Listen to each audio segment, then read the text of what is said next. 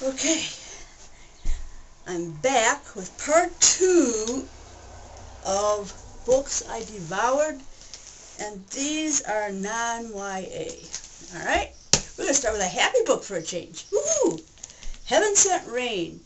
This is a contemporary Christian fiction book that I gobbled up because it's so cute. It's about a woman CEO who's single. She's a biochemist, her own company, owner of her own company, and she's very orderly, and she has everything just so, until she meets this little boy named Jonah and his dog, which is a mutt, outside her building. And she felt sorry for him one day, so she bought him breakfast. And then the next day he's there again, and he gets breakfast again. Well, anyhow, as the story progresses, this kid turns her life upside down, unexpectedly. And she calls, when the dog is in trouble, he calls her to help him out. So then there's a veterinarian that comes into the story, and he was my favorite character. He drew pictures of the people's pets for him to have. I thought that was so cool for a vet to do that. And so, of course, we have a little interaction between those people, and she is basically turned off on God because she blames him for the death of her little brother and her aunt, who died when she was a little girl. And so through this book, you can't help but, I root for her to get her faith back and to get back with the Lord, and it's just a wonderful, happy book, and I really liked it. Then we have The Winter Horses by Phil Kerr. This is about World War II and over in the Ukraine, and this little girl, Kalinka, is an orphan, and she is wandering around trying to get away from the Nazis, and she finds these horses, wild horses, and they're unique because they're very rare. They're called Przewalski's horses. Okay, and they're wild and untamed and beautiful, and she is able to communicate with these horses. She meets this old guy who the horses hang around his farm, and so he gives her his dog to help her along the way, and she decides she wants to rescue these horses from the Nazis. So it's about her journey to safety with these horses. And it's a great book. I ate it up. I cried 3 times in this, and I don't normally cry in books, but this was a tearjerker for me. I highly recommend it. It's really good. Historical fiction. Oh, and then we have our fun read, Think Twice by Lisa Scottoline.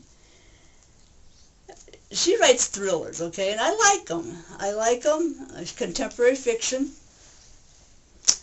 This one is about twin women, and they took very different career paths. One's a drug dealer, the other is an attorney at her own law firm, and the one twin is so cruel to the other one and steals her identity, and it is just a nightmare for this poor woman trying to get people to believe her that she's really the good twin and it's the other one that's doing this to her. Oh man, because of jealousy, and it's just a real page turner, because you don't know what she's going to do next. You don't know how poor Bernie's going to get out of this. Oh, Benny, her name's Benny, the attorney. I mean, this twin of hers just comes in her company, takes over, and everybody falls for her. They think that's Benny. And oh, wow, what a book. I loved it. I mean, can't help but read this. This is a wow, twist after twist. Oh, man, what's she going to do next? This woman is so mean. Then we have a horror set in New York, Manhattan, by John Saul. And this is about an innocent man. This book is the first one I read by John Saul ever. It's the first book I ever read like it. It is the most creepy,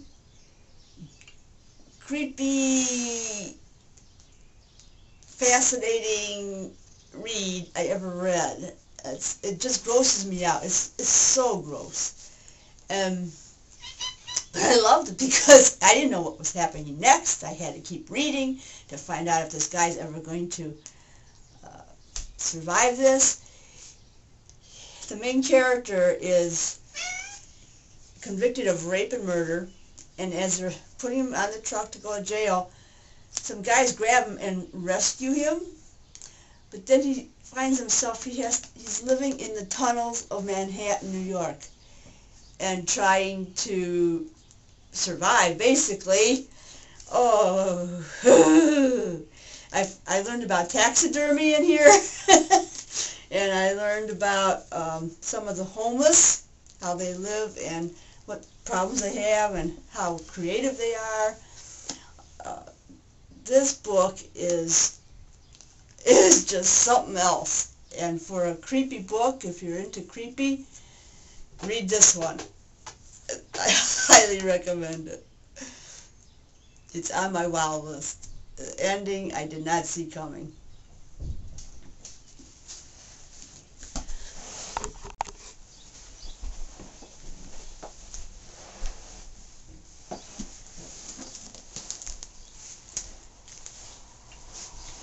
Next we have Iron House by John Hart. This is an excellent good book.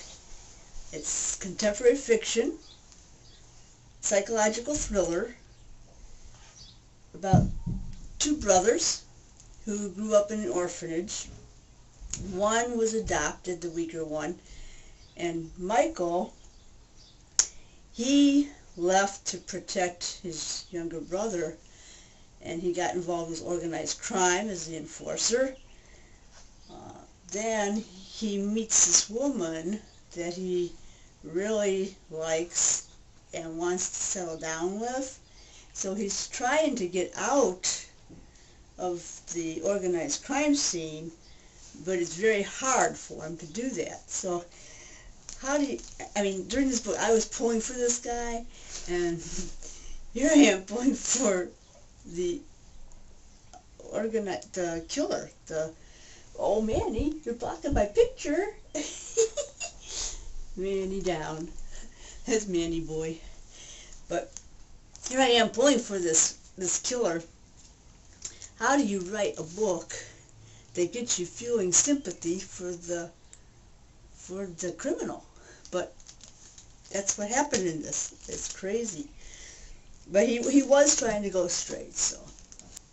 It has suspense, mystery, drama, and love. It's a great combination for a great book.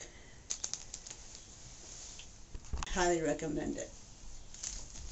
Oh, fellow booktubers, there you have my non-YA Part 2 books I devoured, and I hope I encourage you. If you're just into YA, expand. Try something new. Try one of these. I mean, they're awesome books, and if you just stick with one genre, look what you're missing out on. You might even have to keep track of them like I do.